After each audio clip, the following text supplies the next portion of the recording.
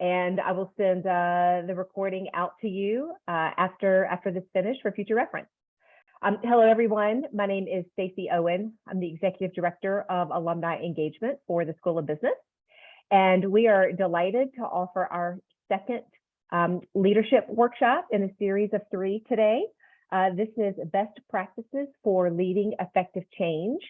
It is facilitated by Dr. Pat Sweeney, who is the Executive Director of the Allegacy Center for Leadership and Character, and several of his colleagues are here with us.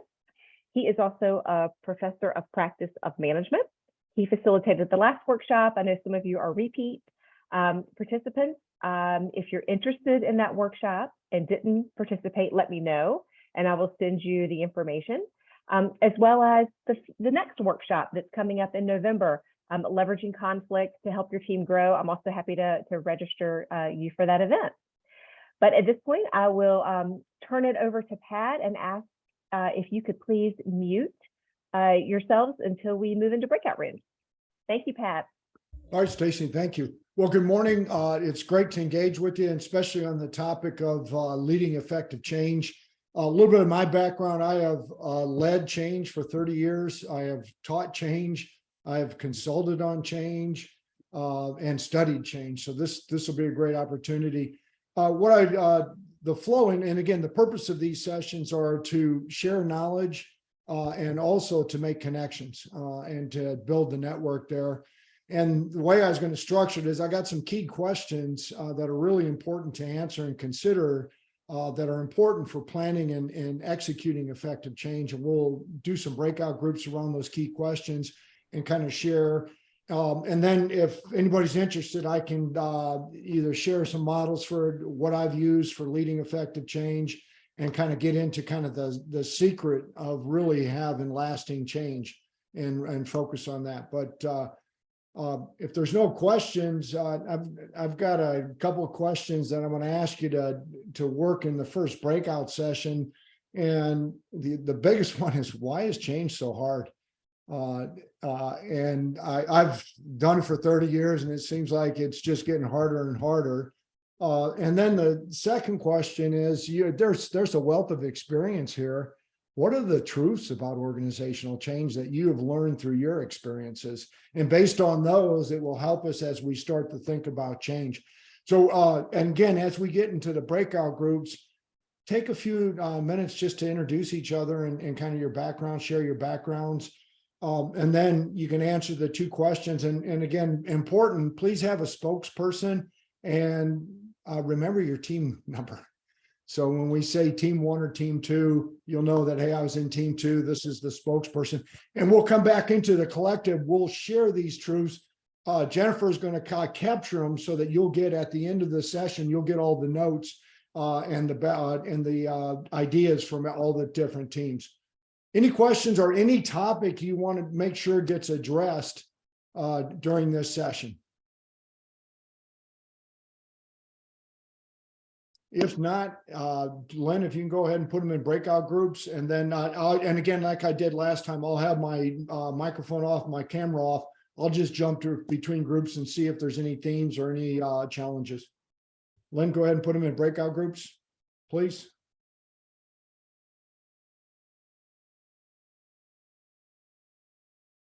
I have the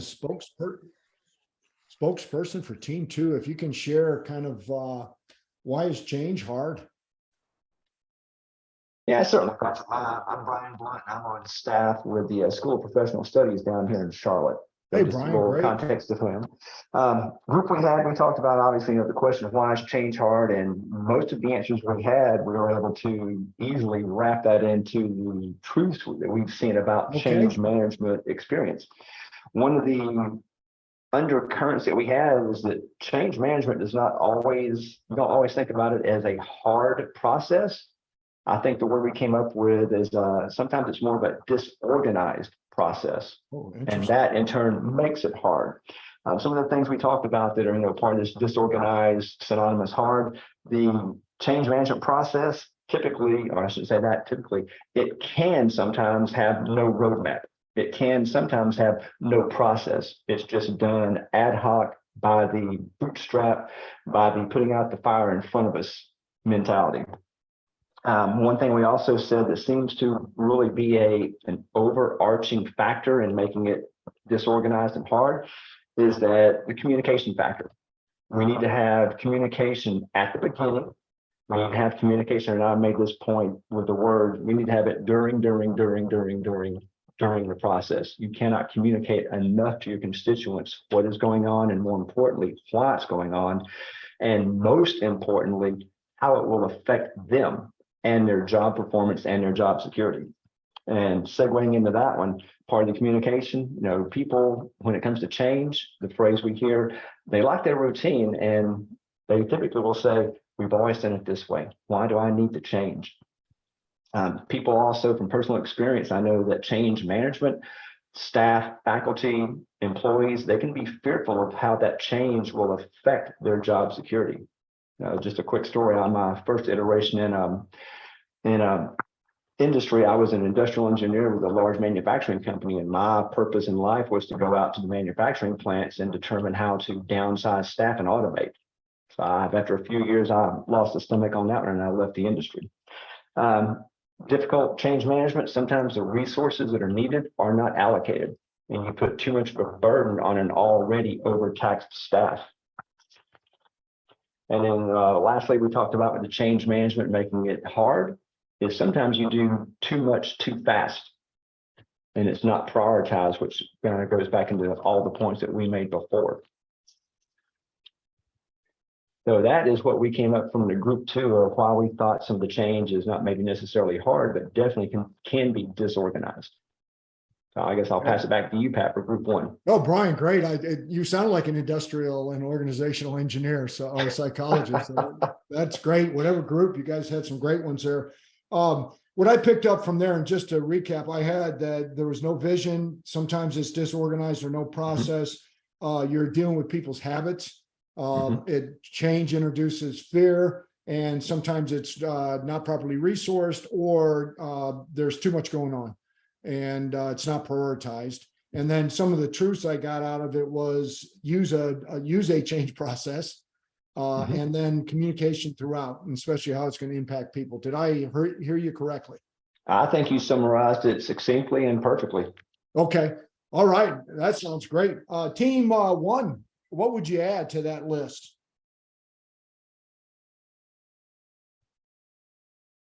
Hey, in team one, we were talking about a lot of the very same topics. It sounded very familiar, actually. Organizationally here where I sit, we came out of COVID where we were all forced to be remote for a year and a half, which was a huge change. We were very effective being remote, and then we were trying to get people back into the office and get some new blood in the company. So we're challenged with trying to establish some new folks and develop our culture with some new people.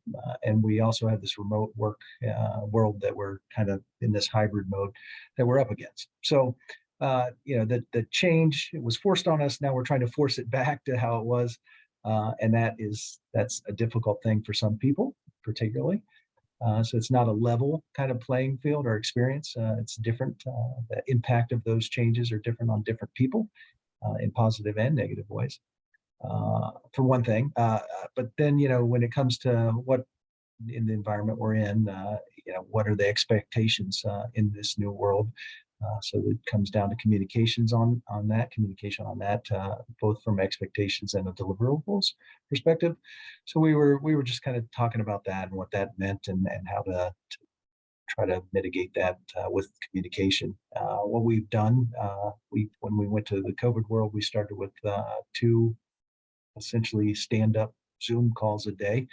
And then we've kept that, actually, because we have a couple of people that are still remote.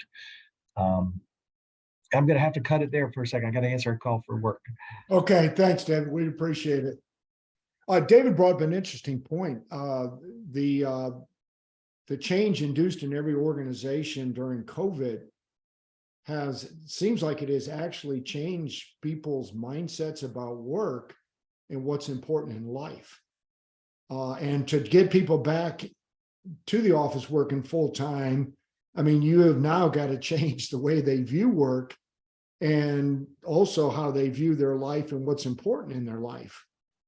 So as you're thinking about that, and I know almost every organization, at least the ones I've dealt with, they are still grappling with what does the hybrid workforce look like? And then the equity issues that come with that, because I was talking to a business leader, their manufacturing side, and they all have there versus office workers in different aspects. So David, you bring up an interesting point there, and it also kind of gets at the essence of change, because when you change, you really are kind of looking at people's mindsets or attitudes towards a particular new behavior or the change, which makes it even more complex. So we appreciate you bringing that up. I'm going to ask Team 3 if you can share. Sure. Just a couple of things, because we touched on a lot of what has already been said. The disconnection from people, I think that's going to continue, and so figuring out ways, to approach those folks who might otherwise be feeling very isolated. Another thing we talked about is that change can break down the confidence of the team members who are, doing the day-to-day work or whatever, and they might legitimately have a mindset that says, I just want some steady state for a little while to get my comfort level, and not feel so unsettled. And that, you can end up with, why don't I already know the answer? Because maybe something that I'm doing is something that had to change, and sort of, so that ends up being a thing that makes it very hard. One of the truths, obviously, I think you mentioned change is constant, but we were talking about, the need for a proactive approach to change rather than a reactive approach. Maybe, if you're trying to manage a company or manage in an environment where that change is constant, and just trying to be ahead of it. Also, that the change is it's iterative, and it has unexpected twists and turns.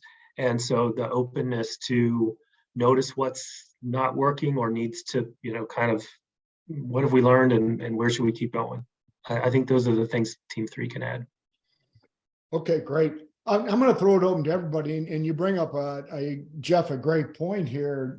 Proactive versus reactive approach to change. Which one's more difficult?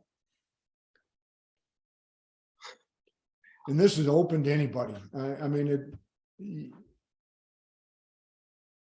I'm going to jump out and say it's the reactive, because okay. the resources needed to overcome the inertia, they can be geometrically more than if you're a proactive. Okay. Anybody else? Yeah, I agree. I mean, I think when you have to be reactive, you're sort of forced to fly by the seat of your pants a little bit. There's not really sufficient time to plan and kind of approach it in a thoughtful way. All right. Agreed. Let me ask you this: is as far as communicating and showing your people the need for change, is it easier for reactive or proactive?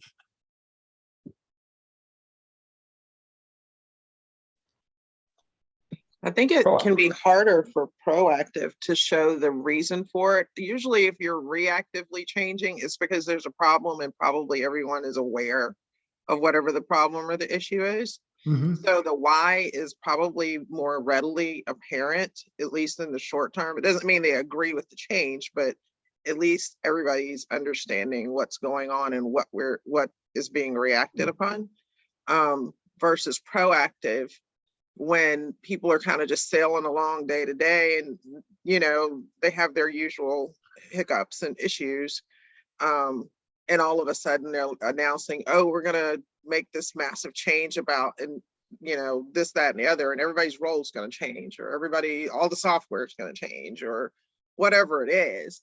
And I think that gets harder to communicate and make the case for, because if there's no pressing issue, it's that if it ain't broke, don't fix it mentality sets in for people. So I think that communicating the proactive why can be more difficult than the reactive why. Okay, Ava, thank you. What's interesting is what Ava pointed out is you all said the organization likes their habits and everything, and I kind of look at it as organizational gravity. It likes to be in a steady state, and if it's reactive change and they can see it, and then and again, reactive change may be there's a threat in the external environment or an opportunity, but they can see it and they can see the need to change. It's when your strategy team looks at reading the tea leaves and they're saying, hey, we need to change today in order to be competitive tomorrow, it's getting people to see. And it's now what happens, you got to generate an internal force inside the organization to move people out of their comfort zone so that they can see that and then kind of give them the vision that, hey, I've got to change now in order to be competitive 5 years from now or 3 years from now, or take advantage of this opportunity, and to be able to convince them that there's enough motivation for me to embrace this new change. So you all bring up some great points there. That's interesting because if you're going to be leading change, you got to be a psychologist. And a leader, and to be able to understand the psychological issues that are going to be at play here. So great points there. Any other team or any other comment that we haven't captured regarding change? I had one that was kind of stimulated by group one's response, and maybe somebody said it and I missed it, is sometimes people are resistant to change because there's a shift in the power dynamic. Ooh, okay.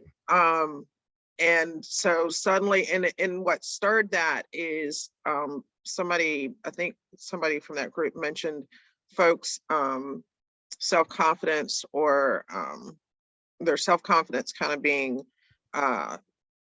impacted upon by change, because if you're changing to a new software, you may have been a SME in the old one.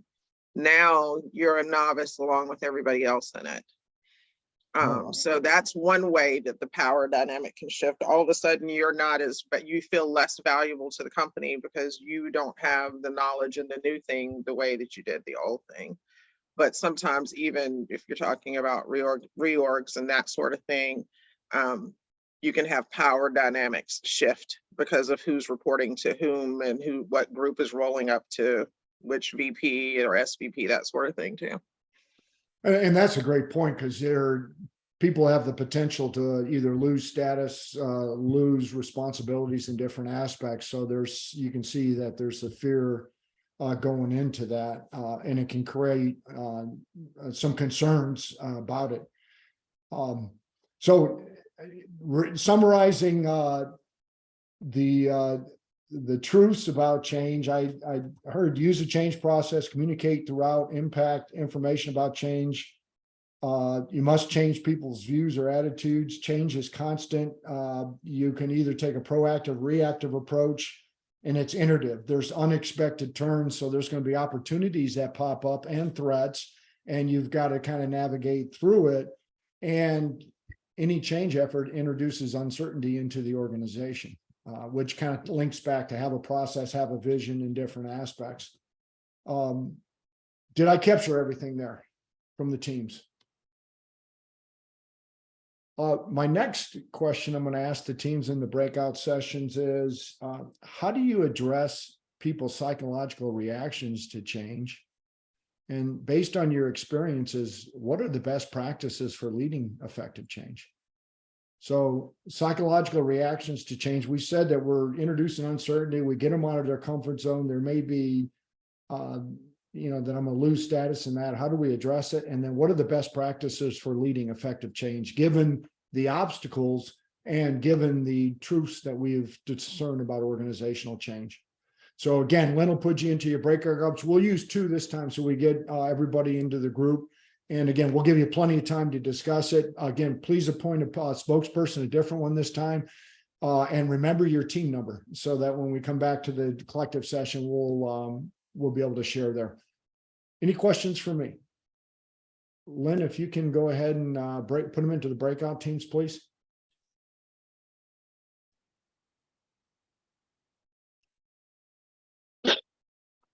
All right, great discussions. So what I'm going to ask is the spokesperson for Team 2, share people's natural psychological reactions and how do you address them?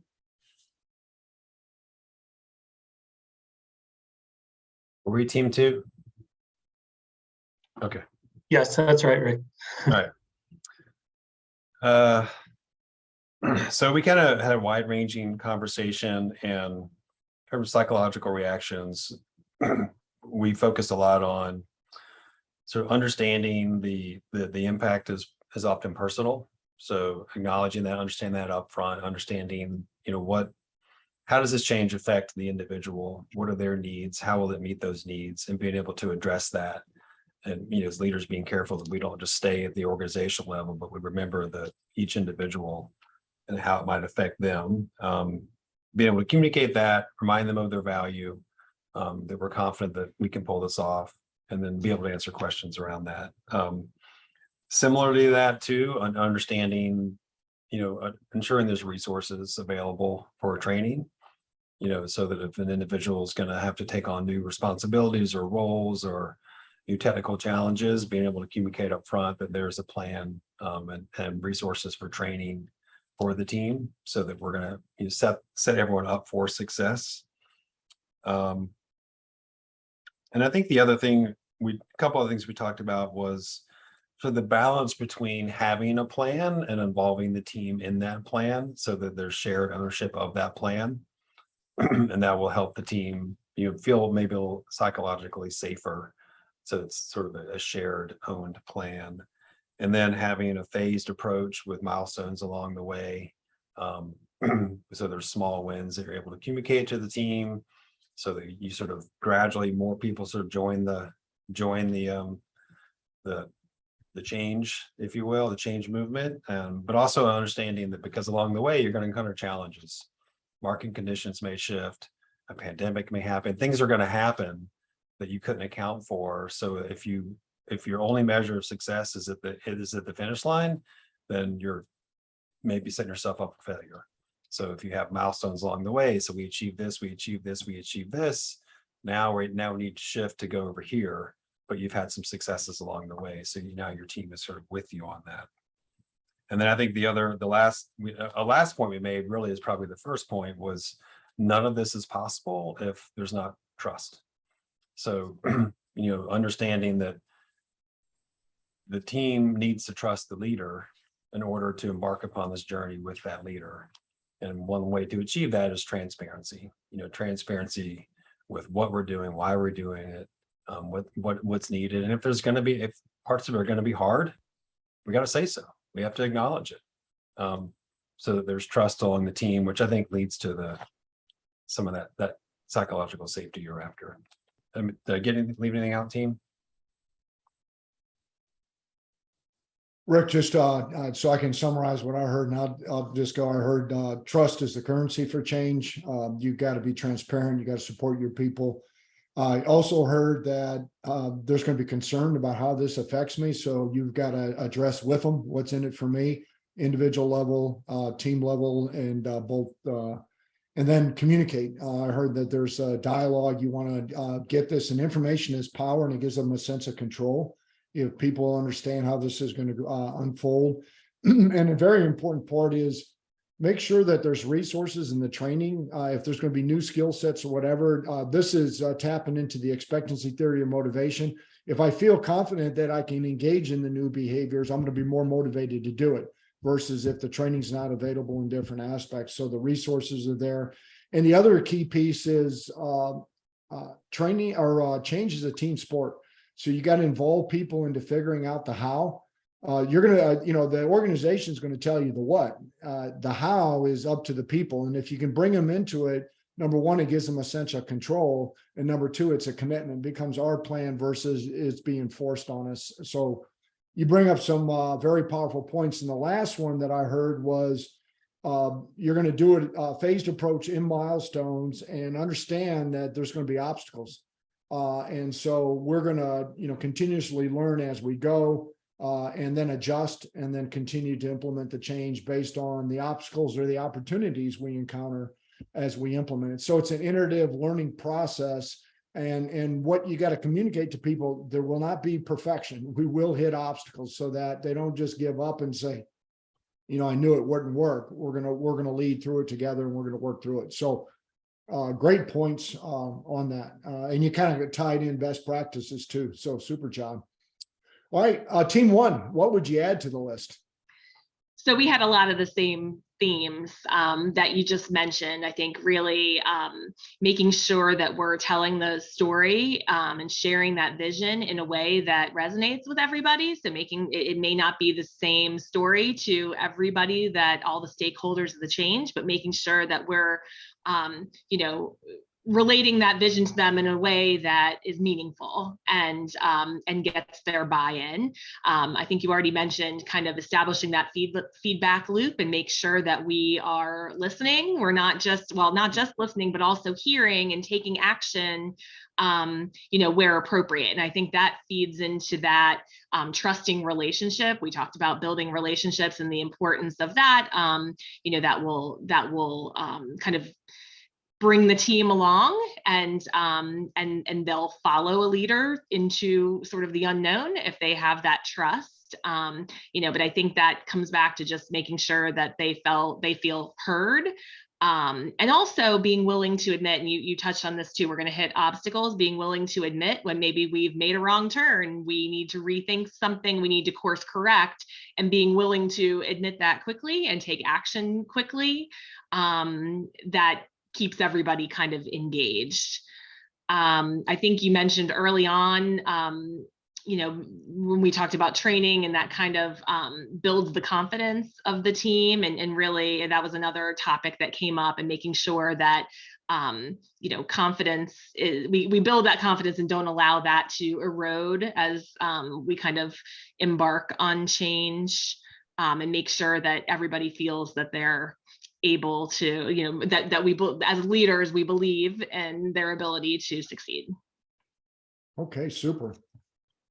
And again, you bring up some really excellent points, which can add to it, is there's got to be a sense of leaders' persistence and patience. You will hit obstacles, and how do we lead through it?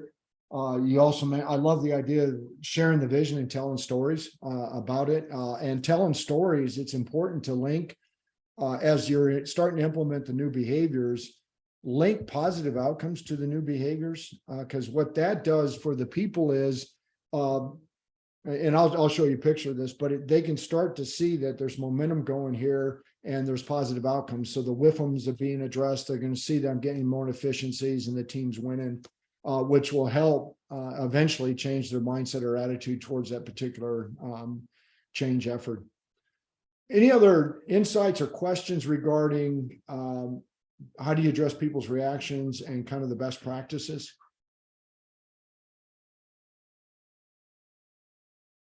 If not, I got one last question. We'll do it for the group here. Is what change process models have you used?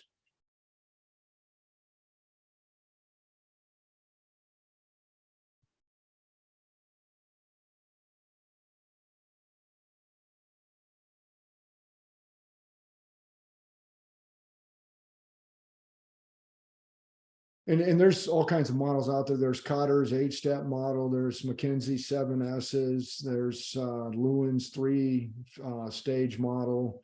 There's the modified Burke. Does anybody have a standard process model they use? Patrick, I have a background on ITIL, so I've used their change management process. It's a 7-step process, but it's similar to the other models. Yeah, I'll tell you what. In the last, if nobody's seen it, if you're willing, I'll go ahead and just share a process model with you and just kind of hit some key points. The key on this, it's all the process models, as long as everybody's on the same sheet of music using a process model, it'll really enhance the likelihood of change will be effective. So let me, I'll just go ahead and line up and get ready to share that model with you.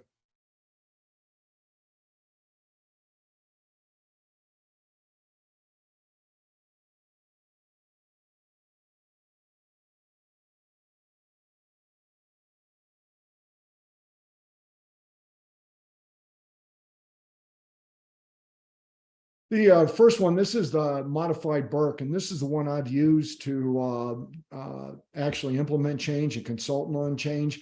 Burke uses 4 phases, and his main focus is change is won and lost in the planning phase.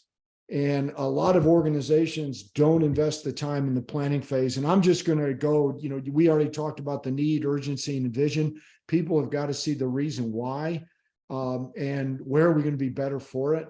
We already talked capacity and readiness for change. Do we have change saturation? Do people have the skills necessary? What training do we need to do? Here's another important one. Depending on if you can control it at your level, then you're good. If not, if this is going to be organizational wide change, you have to have the senior leaders' commitment, because sometimes change efforts are going to take years, and they are the ones that control the levers to really kind of change behavior and bring about the change. So, and they got to have the patience and be willing to cascade to make sure people role model the change efforts. And then there's a guiding coalition, and this is at all levels of the organization. This is formal and informal leaders that believe in the change and that will champion the change. Very important on this one. And then the other one is represented planning team. And I like keeping this team down to 7 to 9 members. This is all aspects of the organization, so the voice is heard. And they're the ones that are going to come up with the initial change plan. What are the new behaviors that we have to shape? And how are we going to actually start to shape those new behaviors, and what would be the plan to embed it? So again, they're the ones that are going to have that multi-phased approach. And then a resistance plan. You will get resistance. It's a normal reaction, but you need to address how we're going to address the resistance. And if there's going to be a part of the organization going to impact it most, that, hey, they may have to switch jobs or whatever, or lose their jobs, as leaders, we got to have a plan. How do we engage those? How do we mitigate that resistance? And then the last one is the communication plan. And you notice the starred asterisk is the one where the research says that are going to really cause a change plan to fail. This may take months to create this plan and get it to set the conditions for success, especially if you're looking at organizational wide change. Questions on phase 1. And again, it's the planning. It is absolutely critical. Have a plans. So now when you go to phase 2, the first thing people are going to know, how's this going to impact me and how's this going to unfold? So you got to have a plan. I've been working with organizations where they have done transformational change. They have announced it, but they haven't said anything about the plan. You have just introduced a ton of uncertainty into your organization, and there is no plan on how this is going to unfold. So when you're going to communicate the plan, this is going to be some event organizational wide where the senior leader is saying, hey, we are going to implement that. We're on this change journey. We're going to talk about the vision, how we're going to be better, how it's going to impact, what's going to change and what's not going to change. And then we start the change activities that, hey, this is going to create that momentum to get us out of how we do things routinely. And then it's important, once that is announced, that leaders at all levels engage their people. Hey, what are your concerns? There should be talking points for the leaders. And then those concerns are rolled back up. This is a team sport. There should be change at every level of the organization. There should be a change team kind of figuring out how we're going to do it and implement it. So again, this is usually a one-day affair, a half-day affair. It's announced. And then we get into actually executing the change. And again, we engage people. It's a team sport. We're constantly engaging them, addressing their concerns, getting their ideas. Once we start implementing the change, the leaders are talking about the new behaviors. If somebody says we're going to start an organizational change, the first thing leaders should be thinking about, what are the new behaviors? We change behaviors first, and then we're working at changing people's attitudes about it. And then again, we're looking at what are the short-term objectives, what are those quick wins, priority metrics, and then we're outlining the initial plan. And then we seek input on how we're going to implement it at our level. Again, this is a team sport, broad-based participation. Everybody's responsible for it. And then, we got the leaders modeling the new behaviors and the new mindsets, that we have a positive attitude towards it, talking about how this is going to benefit the organization. And then we're now changing. We got to change. Remember, one of the most positive or powerful things you can do What does the leader pay attention to and reward? We're signaling out the people that are engaged in those new behaviors. We're holding them up. We're talking about it. Again, need to change our training system. We're now implementing the new system to ensure that we've got the skill sets in it. And if it's really important, it's organizational wide, it should probably show up on the performance management system as an important aspect there. And that's usually linked to the compensation system. And we should probably also include it in the promotion criteria. So, and again, now we're talking probably 2 years, because you're not going to change a current promotion management system or whatever. You're now going to say, hey, we're going to do this. You're introducing it, and this may be the next promotion management system in different aspects. We're going to probably want to change the how we select and hire people. We want to make sure that they embody the new behavior mindsets. So again, we're looking at what are those powerful forces that we need to change that'll change behavior and also embed the change. And then again, we do training, we hold people accountable. There will be some resistance, but there's going to be a point in time when you either get on board or it's time to invite yourself off the team. We are going to implement the change and we're going forward, and we're going to be compassionate and supportive about it, but there will be a line in the sand that we're on board and we're going to go for it. And then again, we mentioned this, we're going to constantly do check-ins or in-process reviews so we can harvest the learning so that we can change the plan and continuously refine it and improve it.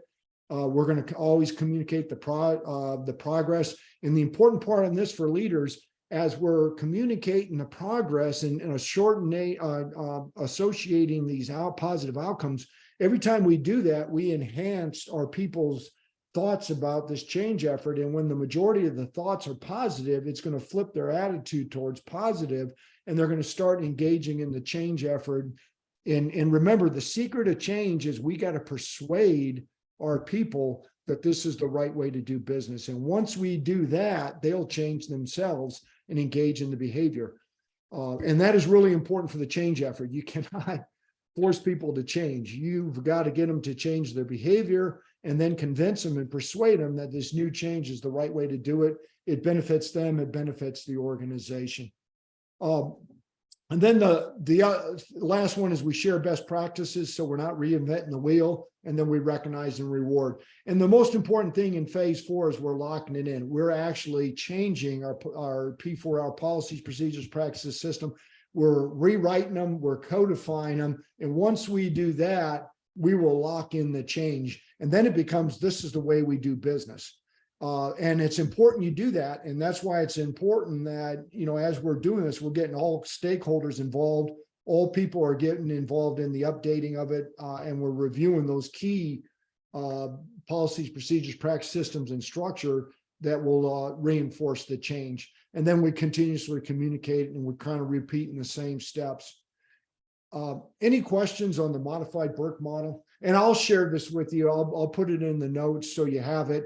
Cotter has a book on leading change. He has 8 steps. The thing I like about the Burke, it's more detailed and it tells you how to do it. And the Cotter, I've used Cotter. It is a good model to lead change on that. And so again, the key is you have a change process model, and everybody is on the same sheet of music when you're doing that. Questions for me? I know I'm 4 minutes over. I just wanted to share that process model with you. It's absolutely critical. And you all will capture all your best practices. And remember, change is about people. And you've got to lead people on when you're leading change, and be compassionate and bring them on the journey with you. And you will see successful change. Questions for me? Pat, there was one question in the Sure. chat box. Can we get a resources list that will expand on the elements discussed today? And I think the answer was yes. Yes, I'll send the change model if you want. I can give you some references, and it's usually in there on what are some good change books to use. And again, I would use that. And remember, the other one is planning. Planning is critical. And if you do that and do all the homework, hard work in the planning phase, it'll make it a lot easier for your people, and they'll have a path forward. Well, I appreciate your time. It's been an honor to engage with you today. And I love all the knowledge that came out of this and the best practices sharing. So Stacy, I'll turn it over to you, ma'am. Well, thank you so much, alumni, for participating. Pat, to you and your colleagues for presenting. And just a reminder to each of you that this center is not only a resource internally, but it's a resource for you. So I hope that you will reach out to Pat anytime you have ideas or suggestions. I know that he really loves connecting with alumni. When I have the recording, I'll send that out, the materials Pat discussed, as well as information on the next event on November the 10th, in case you would like me to register you for that. Have a great day, everyone. Thank And you thanks all. again, Have a great Pat. day.